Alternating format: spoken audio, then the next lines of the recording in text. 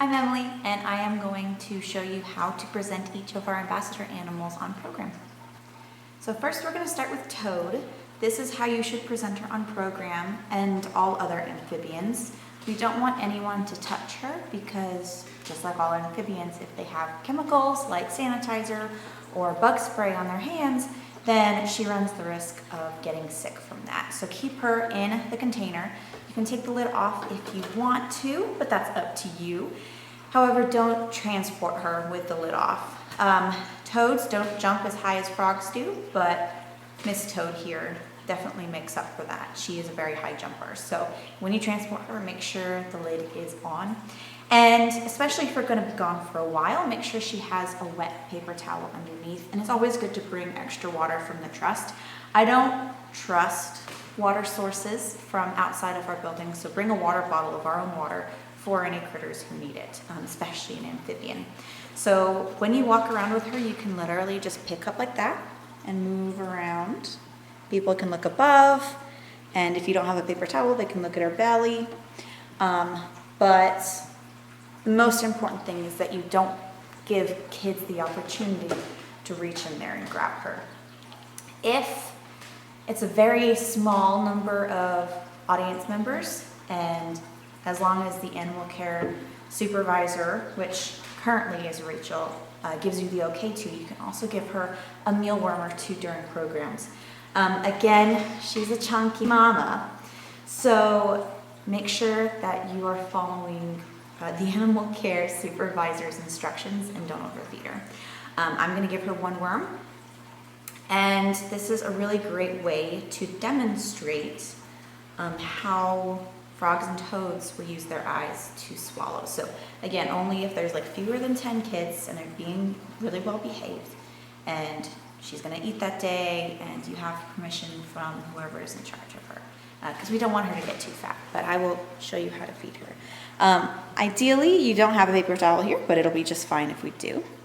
And you take the worm, which in this case is a mealworm, and you just place it in there, and then she'll get to it eventually. Now, it's important to keep in mind that she will try and eat your fingers, and kids think it's hilarious. Here she goes. And that's it. Literally just like 1 or 2 worms is all she gets a day, so don't feed her more than that. I would definitely recommend only doing that for library programs, not for adopt a schools or field days, because she'll have too many worms that day. And please, when you have her on program, keep her moist, keep her in the shade, and alternate a little bit. She's pretty good in the public, but the amphibians that we have, including any salamanders or other toads that we might have in the future, probably won't be as cool around people as she is. Okay, this is how you should transport and present our Madagascar hissing cockroaches. So when you collect them from their enclosure, place them in a critter carrier, and it's important to make sure that they have at least one paper towel tube per individual, just so they have enough places to hide. If you have extra paper towel tubes, go ahead and do that, especially if you bring males, which I would definitely recommend to bring males, because the females are the ones that continue the population, and the males are also much bigger and a little bit more impressive for an audience. So the way you pick them up, it's super easy and a little bit scary at first. It's important to know they cannot bite, so you don't have to worry about getting bitten, but they do have very spiky legs, which can really startle you if you're not used to it. So the best way to pick them up is either to coax them to walk onto your hand, or if you're feeling brave, literally just grab them. Now they will headbutt your fingers, especially if they're a male, and they'll probably hiss at you, but eventually they'll just grab onto your finger and they're not going to want to move. And that's how you present them. Wherever they are standing on your hand is how you're going to present them up to the people. Now, with these guys, I generally discourage people from touching them because it's stressful for the animal, but again, if it's a small group and they're being well behaved, you can probably get away with it. I would try not to have them touch the animal if they are in adopt a school or a field day though, because those are just really long days. If you're going to do more than one presentation, I would recommend bringing more than one roach. Preferably each roach only goes once, but 2 is fine if you alternate at a field day or something. But as long as they hang on to your thumb, they will be perfectly good, or your finger or your arm. Occasionally they will try and crawl up, which the audience loves. Sometimes the presenter isn't so comfortable with. Obvious signs of stress for these guys are obviously hissing, and they may also emit a watery substance from their mouth. That is another defense mechanism. It's essentially spit, and he's doing it to me right now. You're not going to be able to see it on camera very well. It doesn't stink, it's just water. But that's a sign of stress, so that's another good one to avoid if you can help it. If you are uncomfortable touching a roach, you can also present them in their carrier container. I usually bring a much smaller one than this one because they don't require much space. They can get the smallest container you can find. But it's also good to show people that they don't really have a reason to fear bugs if you hold them. So that can help desensitize some folks. He's not letting go of me. The males will have a tendency as well to headbutt your fingers while you're trying to pick them up. So be aware that that might happen as well. It's not going to hurt, it's just going to kind of freak you out the first time it happens. Whenever you're ready to put them back in their container, I would recommend trying to place them into their tube. They will want to go where it's darkest, where they're least bothered, and that is the best place for them to hang out. And then you just place them back in, put the lid on, and you're good to go. Okay, so I will show you how to present snakes now. I'm using Wilbur as an example. So with our snakes, it's important that they remain as comfortable as possible. So generally make sure they have a flat surface to hang out on, or if you're holding them, you are holding them evenly around their body. So every 4 or 5 inches, make sure you have a hand hold. That's either 2 hands, or if they're folded in half like this, you can do 3 places. Make sure their tails have the ability to coil around something, because that's when they feel the most secure. And they're gonna wanna climb around your shoulders and your neck, and they're not gonna constrict you, and that's okay if they do that. They're just trying to feel secure. So don't freak out. If you feel like you have a lot of anxiety with them being that close to your face, then you're also welcome to place them on a table. Just do make sure you have hands on the snake. Don't just leave them on the table and go, because they might slither off. Not all of them are as chill as Wilbur here. Sometimes they're gonna be quite jittery, and it feels like jittering essentially when they do that. That's a defense mechanism to try and get you to stop touching them. We unfortunately in programs ignore some of those uncomfortable mechanisms, but it's important to keep that in mind and report that in the animal care log when you get back. Another thing he might do when he's feeling nervous is he might rattle his tail like a rattlesnake. He may also kind of jut his head forward while you're taking him out of his enclosure. If he does that, then probably just use a different snake. Orville is another good example. We generally refrain from using Elsie, if you still have her, because she is just very stressed out.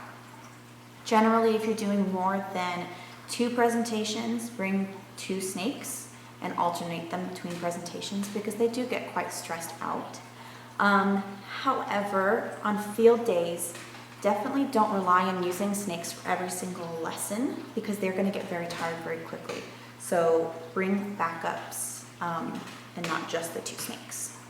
Now, the best way to transport them is in a box with a snake bag. So I will demonstrate that to you really quick, and I'll demonstrate how to take them back out. So you have your snake bag, which is right here. And again, I'm never letting go of him. I always have him in my hand. So you open it up some way like that. You collect him, and you get him to go head first into the snake bag. Sometimes that's easier said than done. Sometimes, like right now, he'll just do it. You can just drop him in there. Tie it off around your elbow or your upper arm so he can't slither back out. And then you'll feel it when he lets go of your hand. Just slide your hand out. Make sure he's not stuck in the neck of the bag or anything. And then using one hand or a helper, a friend is always good to have around on the programs, you can tie a knot with these drawstrings. Now, if you're on your own, which will probably happen more often than not, it's always good to set them on a table and do your best with one hand. And at some point, you may need to use your teeth. So when you do your first knot, that's when you usually, like a falconry hood, if you have any history in falconry. And then you can use both hands to tie a little bow tie. Now don't double knot it. You need to be able to take them out really quickly in case of an emergency.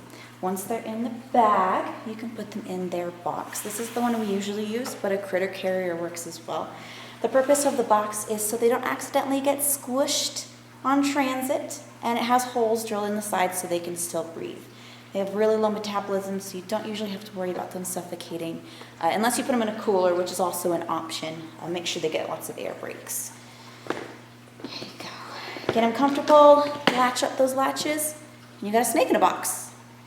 To take them out, you literally just do the opposite of what you did to put them in. So you take the lid off, you find the top, ensure the snake is still in there. Sometimes if you don't tie it well, they slither out.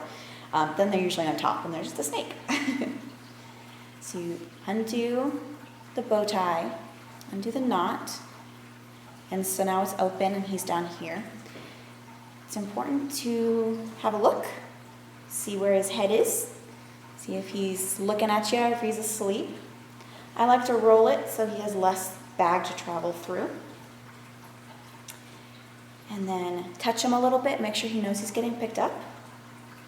Then grab as much of him with one hand as you can. And there you go, your snake's out of the bag. Okay, so I'm going to show you how to transport and present box turtles. And Merlin is gonna be my example. So I've put him in this cooler. Now you can put him in a large critter carrier if you like, but he's gonna wanna be by himself anyway, so putting him in his own cooler might be the easiest thing to do. Now, in order to take him out, be careful because he might jump. And he may have also used the restroom in transit. So it's important to keep a roll of paper towels handy if you're bringing Merlin anywhere. Although Hermione, the other box turtle, might also use the restroom in their box. So you just pop the lid open. And to present him, you can either place him on the ground. He loves to wander about. He loves it more than being picked up, so that might be the better option. He kind of just likes to chill out. Now, if you are going to pick him up, you can let him just walk on your hand like that. Make sure you are careful not to drop him. But as long as all four of his legs are secured, he'll feel relatively comfortable. He will probably pee on you, so prepare for that. That's another defense mechanism. And if you're in an emergency and you really need to pick him up and go, you can hamburger pick him up, but it's not ideal. But make sure all four of his legs are secured and he will be much more comfortable. Now he does have really sharp claws, so keep that in mind when he's walking on you like this. You're going to get some scratches, so you may want to wear gardening gloves. So Merlin, at least, is very active. He's always going to be out and about, trying to run around. Hermione and potentially any future box turtles are going to be less so. So with him, especially, his best way of presenting is just on a flat surface. Usually a table, sometimes the floor. For Hermione though, you will probably want to pick up and walk around. Now if people are going to touch them, they can touch the backs of their shells with 2 fingers. Again, only if it's a small-ish group, and if you're doing 2 or more presentations, bring both the turtles and alternate. Now technically he can bite. Anything with a mouth can bite, but he has never bitten me yet, and I very much deserved it. So there's a decent chance he won't bite, but there is a good chance that he will pee and poop everywhere, so be prepared for that. On field days, he is a good one to bring because it's really good outdoor enrichment for him, but keep in mind he's allowed to go on the grass and wander on the grass, but keep a close eye on him because he will wander off, and you don't want that to happen.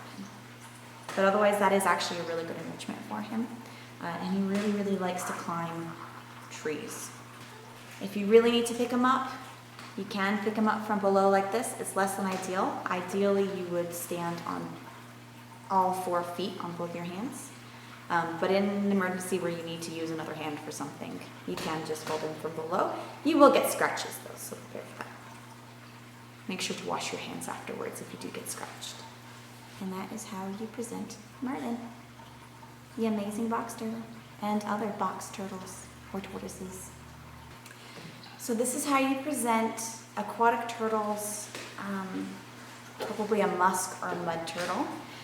When you transport them, please keep them in a critter carrier, just like this one, with a very thin layer of water or a paper towel that's been soaked, like absolutely drenched. They're going to be more comfortable that way. Now, when you present them, you are welcome to pick them up and carry them around like they're an amphibian. If there are a few number of children or the animal seems particularly chill that day, you're welcome to pick them up. The way to pick them up at first is by their shell like that, and then when possible, give them a place to stand. Be prepared though, because they will try and run off on you, so stay over a table or low to the ground and prepare to catch them when they jump. But as long as all of their legs are secure, they should be much more comfortable. And the 2 that we have currently, Daxi and Alohi, Daxi will bite, so keep that in mind if you're walking them. And unlike the box turtles, please avoid putting them on a surface because we don't know how that'll react with their bodies. So just hold them or keep them in their carrier. Now, I would like you to not have people touch them, but if there's only 1 or 2 people, like at a parents as teachers program, and the kids are very well behaved, they may, that is up to your discretion though, generally avoid it. Just like the box turtles, 2 fingers on the shell should do. They do have claws as well, so keep in mind that they will scratch as they're trying to walk away. So if they do scratch you, make sure to clean it when you get back to the office. And they are feistier, so they will occasionally bite. Again, if you're doing more than 1 or 2 programs, take both of the aquatic turtles and alternate. Generally, Alohi is more active and apt to come out during the presentation. These would be another good one to bring extra paper towels and an extra bottle of water from the trust as well. In case they do use the bathroom in their carrier, you can clean it out. Or if they get dirty, you can clean them off. It's also important to watch their underbellies. If they start to get bright red, then they are too stressed and they need to get put away. A pink is usually pretty okay. I mean, it means they're slightly uncomfortable, but they're not overly stressed. So when it turns bright red like a blush, then you should put them back. Also keep in mind, since they are turtles, they may pee on you. It has not happened yet to me, but there's always a first for everything. It might happen to me. So this is how you present an adult possum. This should be the same for pretty much every possum. Of course, every individual is going to have their own quirks. So I will tell you the quirks for Tilia, since she is our adult possum at the moment. With any more possums we get in the future, definitely practice with them before you go out on program because each one is going to be a little bit different. But of the things that stay the same are going to be how you transport them and the general idea of how you present them. So you transport them in a critter carrier, usually a cat carrier. This one is my favorite because the top opens and so does the front. So the way to remove a possum from a crate is by picking, if you're coming out from the top or the side, opening it. And I will try and get this on camera as best I can. Figure out where the possum's head is. For her, it's over here. And make sure to pick them up from the chest and the pelvis area so you don't hurt their backs. Now, they're not as delicate as, say, a rabbit, but it's important to keep in mind, especially if the possum is starting to become a little bit on the aged side. So we'll touch her back a little bit so she knows we're here. And from her chest and her back end, we will pick her up. And we'll just put this down on the floor. Now, possums are very arboreal. They're going to want to climb, and Tilia, at least for me, is definitely a climber. She loves hanging out on shoulders. As long as all of her legs and tail are secure, that is good. Her favorite way to be presented is while eating, which is generally going to be the case for all possums. We are trying to get her snap or clap trained, as will always be the case. We found the banana for possums. She found the banana. Bananas are her favorites. So hopefully you'll be able to have her walk around. Now, the ways we present Tilia and other possums is either I hold her and I walk around with her, which is not ideal, but that's usually what we do at field day programs. But for library and adopt-a-school programs, we usually have all the kids sit in a circle, crisscross with their knees touching each other's knees. And we let her just wander in the center of the circle with food scattered about. And they use their knees as a sort of a fence so she can't get out. Now, I usually be part of that fence. I'll sit there or I'll stand behind the kids and watch closely. But it's important to note that she will sometimes nibble fingers and shoes, thinking they're food. And that includes your fingers and shoes. So keep that in mind. And generally, if you have kids sit crisscross with their hands in their lap, it'll be okay.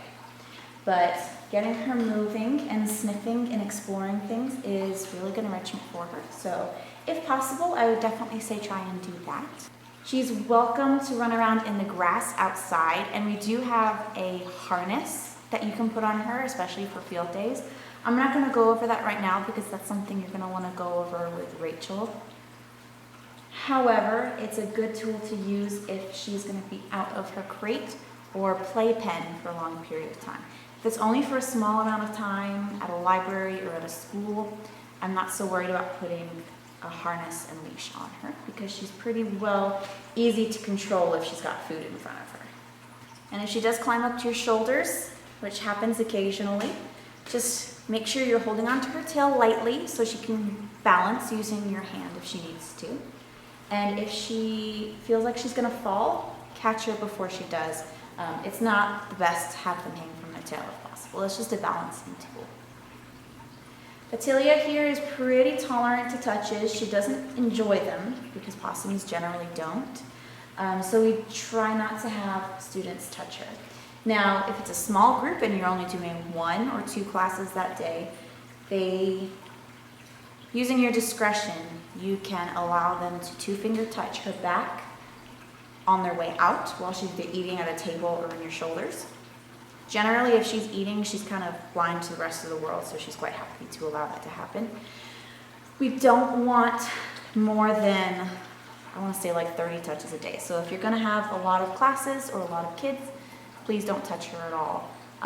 Alternatively, if parents really want a picture of their kid, the possum, you can have her just chill out on a table or a chair or on your lap eating, and the kid can come and stand next to you and take a picture with the possum, as long as they don't touch her. I found that to be a happy medium to make people pleased to see us and have a little memento to go home with, but also letting Tilia be as comfortable as possible. When you're practicing working with her in the office, make sure you're touching her tail, her back, her head, and you're talking to her, especially while she's eating, because that'll help her get used to a lot of people talking. Signs of stress with her on program are going to be running quickly. If she is running away, then she's trying to get away and you should put her away. She might also kind of bare her teeth and start drooling a little bit. Tilia doesn't do that so often, but other possums might. That is part of their playing possum, playing dead response, and is a sign of stress. She does have really sharp claws, so if she is trying to crawl all over you or grab at food, it may scratch a little bit. Pretty standard protocol there, just wash it when you get a chance. She's not doing it maliciously, she's doing it because she wants whatever you've got. Possums have very good little grabbers, and Tilia here has very sharp little nails. She does tend to make a mess while she eats, so if you have a carpet that she's on, I would recommend bringing a tarp or a shower curtain to place on top for her to walk and eat on, just so cleanup is easy. Otherwise, bring a broom and dustpan because you don't want to leave schools and libraries a mess.